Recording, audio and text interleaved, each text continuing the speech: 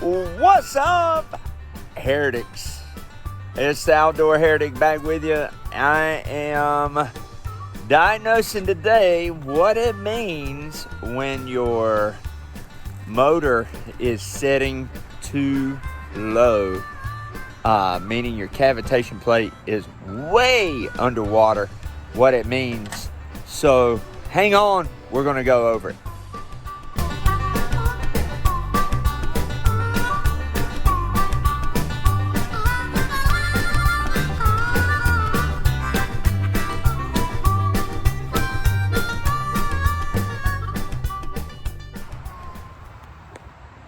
All right, guys.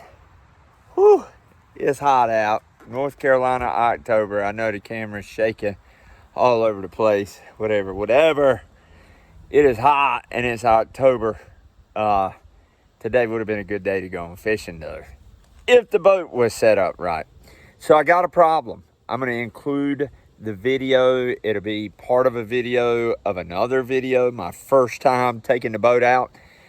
I could not get my boat on plane. The boss went with me. My wife, the boss, went with me.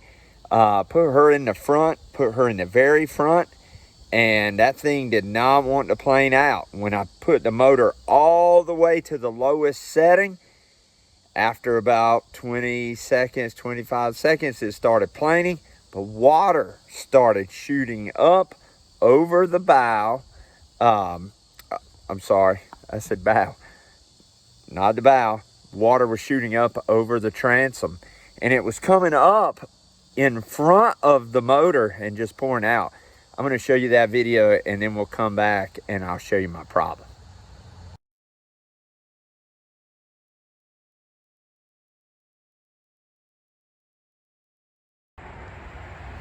Was that crazy or what, man? All that water coming in. The problem is, I got kind of two things going on. I'm not getting the power out of the motor. The motor's setting too low, and I think even then I'm going to get that whole slap on the water. So we're going to try to correct this two different ways, but I'm going to show you how I know the motor is setting too low. All right, guys, I want to be pretty detailed because there's nothing on YouTube that really gives you a good description of what's going on. First of all, the first thing you got to figure out, you got to look at your motor. Get your motor set to a place that it essentially is running parallel with your transom. Parallel to your transom. Now, all you guys, all you know-it-alls, all you buttholes, can I say buttholes on YouTube? All you hoe butts are gonna come on here and say you got a long shaft motor and you only need a short shaft. Well, that is 17 inches, 17 1/8 inch to the longest spot. You go online, they're gonna tell you long shaft motor. So could you done a short shaft? I don't know, probably. But I'm going to tell you, you can see that what I'm looking at, according to everything I've read and now I've researched, this is your cavitation plate right here, right? You want that cavitation plate to be about parallel, on level with the bottom of the boat.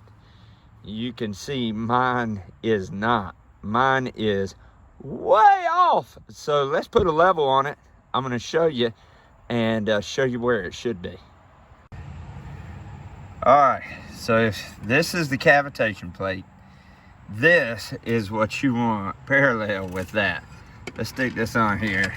And guys, this is my first time. Let me say this before I do anything. This is my first time mounting a motor by myself. That's why I bought the Suzuki. You can research online, but you have to be able to react. So you put this here, and there you see my problem. That is about 6 3/4 inches below the bottom of my boat. So the bottom of the hole, there you see it. Hopefully you can get that. And you guys see my problem. I put a tape measure on it. That's about 6 3/4. Now, I don't know that I'm running real parallel right there, so I'm gonna back it out just a little bit. All right, my peeps.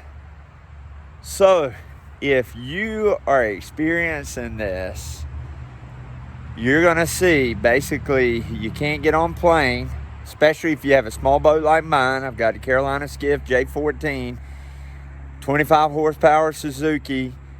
All you guys who come on here and say, there's water in the hole, there's water in the hole, there's water in the hole. There's no water in the hole.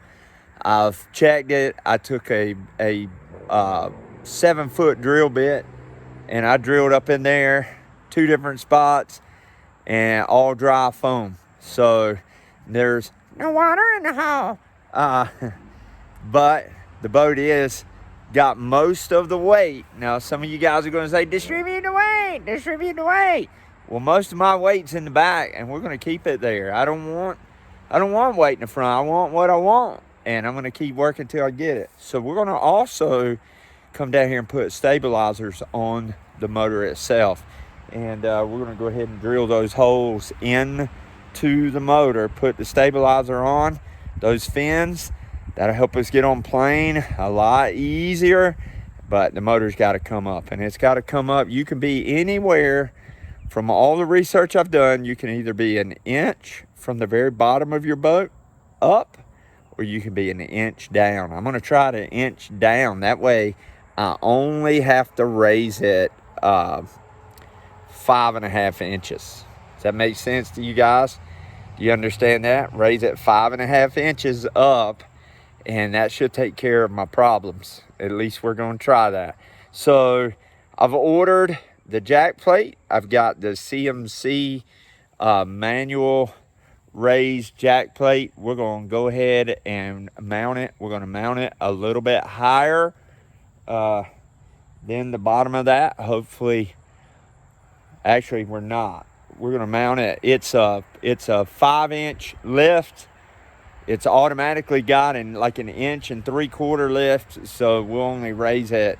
We don't have to raise it all the way to the top. So hopefully it'll go right on where it's at now, and then we'll mount the motor onto that jack plate. That's my fix, guys. I hope you enjoyed the video. Listen, if you're experiencing the same thing that you saw on my boat, you're going to have to buy a jack plate. I'm going to go ahead and put the stabilizers on, but that's not going to fix my problem. I got to raise the motor. And if you're new, putting on a new 25 horsepower, 50 horsepower, whatever you're putting on, that's your first time putting a motor on, watch this video and know that if you set that joker too low and you put 5200 in there, you're going to be heating some bolts up. Hey, we'll see you out on the adventure.